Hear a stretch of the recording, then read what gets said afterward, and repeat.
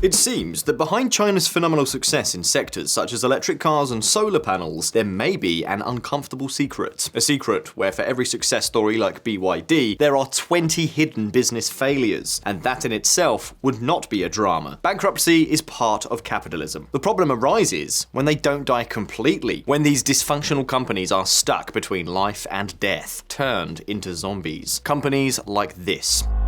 China forced to keep unprofitable firms alive to save jobs and avoid unrest. The new reality has saddled China with the most loss-making industrial companies since 2001, the tail end of that earlier period of reform. Local leaders laden in debt are rolling out tax breaks and subsidies for companies in a bid to stave off the double whammy of job and revenue losses. What is happening in China is a reflection of something we've already seen in the not-too-distant past in Japan.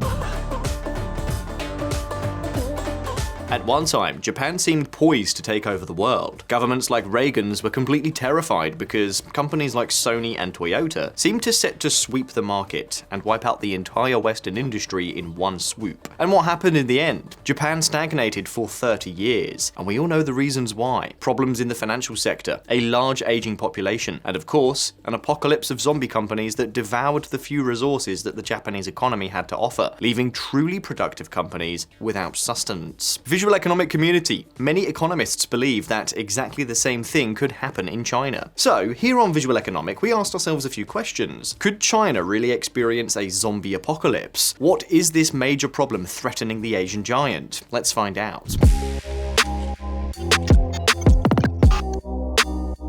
In recent months, there is a term that keeps coming up in the Chinese Communist Party statements: involution. It refers to the brutal price war between industrial companies. But beware, because prices are not falling because these companies have become super efficient in their production, not at all. They're competing at the expense of sacrificing their profits, and even they are not able to sell the products they manufacture. Take note, capital productivity is in free fall, dropping from 17.5% in 2010 to the current 12.5%. What does this mean? It means that despite the fact that Chinese companies have conquered sectors with extremely high added value over the last decade, the productivity of the economy as a whole doesn't seem to be improving. Quite the contrary, in fact. And there is a very simple explanation for this. Due to this involution we have mentioned, for every super successful company, there are a dozen zombie companies. Believe me, we're not just saying this for the sake of saying it. BYD and Xiaomi, to name just two, are true titans. They manufacture a lot, cheaply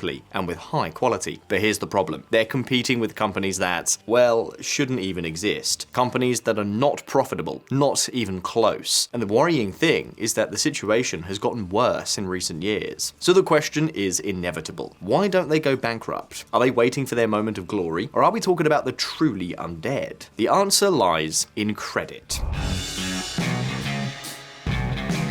For 2 decades, real estate was the driver of the Chinese economy. But you know how these stories end. Cinderella's magic runs out, and the carriage turns into a pumpkin. Evergrande, one of the real estate giants, went under, and many others were left hanging by a thread. That's when Xi Jinping said enough was enough. He decided to cut off the credit that banks, mostly public, were giving to the real estate sector. But take note, Chinese credit is like energy. It's neither created nor destroyed, only transformed. Specifically, it was transformed into money for factories. Housing took a back seat, and the industrial sector took center stage. Has this zombified Chinese industry? Well, we don't know yet. It's too early to tell. Is there really enough demand for all these solar panels they are manufacturing, as if there were no tomorrow? Or will they end up gathering dust in empty warehouses? For now, no one can say. What we do know is that this isn't the first time China has experienced a credit boom, nor is it the first time we've heard of zombies made in China. So if you don't mind, let's take a look at the past. And there's no better place to start than the 2008 crisis.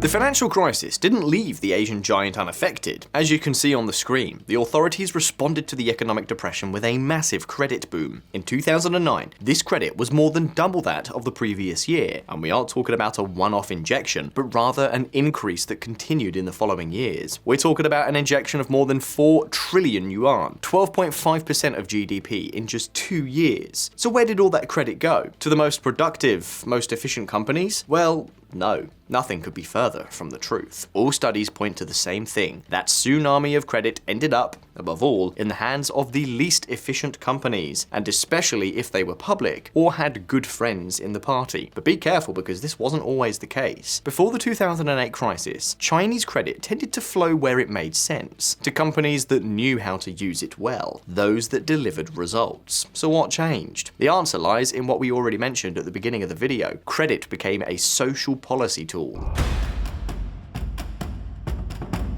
In the midst of the crisis, the government used money as a large-scale employment program. State-owned companies, for instance, became 40% more likely to receive credit than private ones, because neither the provincial governors nor the central committee wanted crowds of angry unemployed people. And it seems whenever there's a boom in public money, there's a boom in corruption. The price to pay? A zombie economy. And one of the best examples was the 10 Industries Revitalization Plan, a flagship program within the post-crisis stimulus package.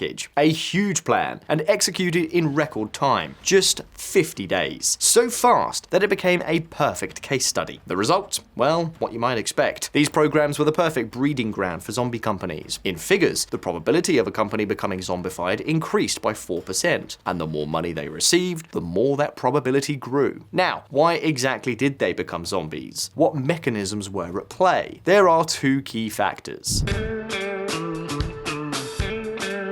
The first is the most obvious. Government money is like an adrenaline shot. It doesn't cure the disease, but it keeps the patient breathing. Companies no longer needed to be profitable. They just had to survive long enough to pay the interest and refinance themselves over and over again. But the second mechanism is more perverse. Knowing that the government would bail them out, they stopped worrying about competing. Why innovate if you have a safety net? Why improve if it doesn't matter whether you win or lose? Some become lazy. Others simply started gambling wildly. After all, the government would always be there to save them, and the consequences not insignificant. Take a look at the report published by the International Monetary Fund.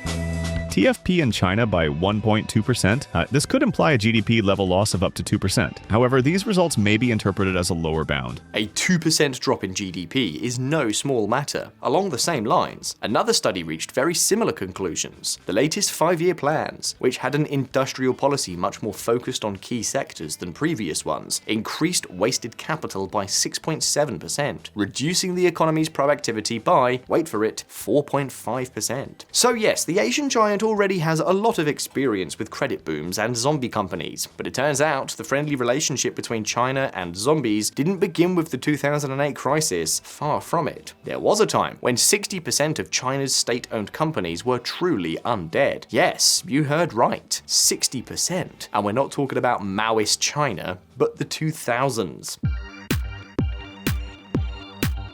In 1998, state-owned enterprises accounted for 57% of all added value in Chinese industry, yet 40% were operating at a loss, losses that directly equaled 1.2% of GDP, without taking into account the opportunity cost wasted by giving capital to such poor-performing companies. Another 20% barely produced enough to stay afloat. 60% were zombies. By comparison, at the same time, the US had less than 15%, even though the dot-com bubble had just burst. But even in Japan, the country of the living dead par excellence, the percentage did not exceed 20%. Fortunately, in the following years, the Chinese government got serious about privatization. Between 1999 and 2001, 2,000 companies were privatized every day. The result? Pay attention to this data. Zombie companies that were privatized increased their productivity by 30%, more than those that remained government-owned. Yes, you heard correctly, 30%. That's incredible. And keep in mind that it wasn't just the zombie companies that improved. The rest of the state-owned companies that were privatized also became more efficient. Their labor productivity rose by 6%. Not bad, but even so, they improved between 3 and 5 times less than their zombie counterparts. But what's really interesting isn't the number, it's the reason behind it. What caused this jump in productivity? Leverage fell by 18 percentage points and operating margins grew by 10, a sign of down-to-earth management. But the most revealing thing was this: administrative costs plummeted by 35%. What does that mean? It means that state-owned companies were bloated with staff they didn't need. There were so many workers without a role that many were not even in the production chain. They were plugged in as administrative staff. This is all very consistent with what we've already told you. Government-run companies often functioned as a dam to contain unemployment. Now, is this still the case? Partly, no. The problem has been greatly reduced. State-owned companies still carry weight, yes, but they're concentrated in strategic sectors such as banking and rare earth mining. Outside of these sectors, they're involved in intermediate processes in the production chain. These are areas that do not require too much innovation or business dynamism. However, understanding this problem of zombies, especially in the public sector, is crucial to predicting what might lie ahead. And this is where a major difference between China today and China 20 years ago comes into play: the bankruptcy system. You see, even when the government decides to let a zombie company die, the process is slow, very slow. An average bankruptcy in China takes a year and a half. That's 50% longer than in the United States. But that's not the worst part. For years, bankruptcy proceedings were handled by local civil courts, and you can imagine, those courts were not exactly a model of judicial independence. The result: if a large company, one of those that employ thousands of people in the region, had to go bankrupt, the trial dragged on forever, and in the meantime, it continued to operate. A true zombie. That's why the central government created specialized bankruptcy courts, and this time under its own control. Now the big question is, did they work better?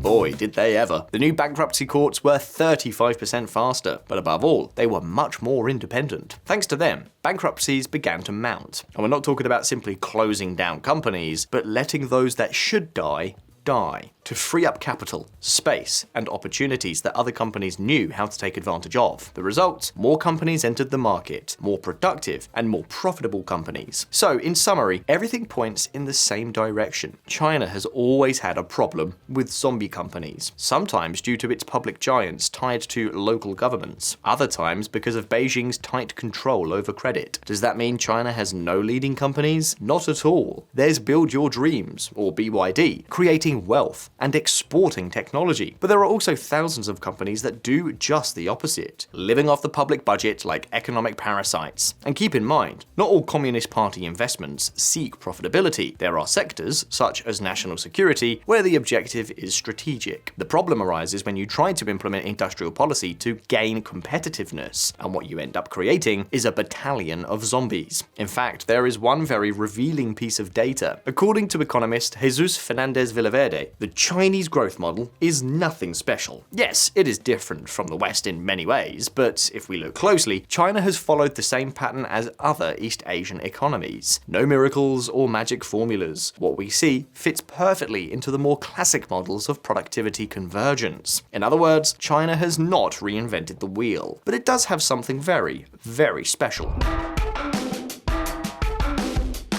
China has indeed invested much more than other neighboring economies such as South Korea, Japan, or North Korea. And if it has invested more, why did we say earlier that it has followed the same growth path? Well, it's very simple. Because the return on that investment has been much smaller, so one thing compensates for the other. Mind you, not all of this difference can be explained by zombie companies wasting capital, but it is an important part of the story. Incidentally, according to this study, the Chinese economy is likely to slow down significantly in the coming years, but that's a topic for another video. Anyway, given all this, you can now get an idea of the relationship between China and zombie companies. That said, now it's your turn. Have zombies really been so harmful to China? Or did the positive effects of their policies outweigh the negative ones? Will we see the government take more radical measures to put an end to the undead? Or will most of today's companies actually survive and not become zombies? You can leave me your answers down in the comments. Don't forget that here on Visualeconomik we release new videos every week, so subscribe if you haven't already to make sure you don't miss any of our upcoming episodes. If you like this video, hit like, and I'll see you in the next one.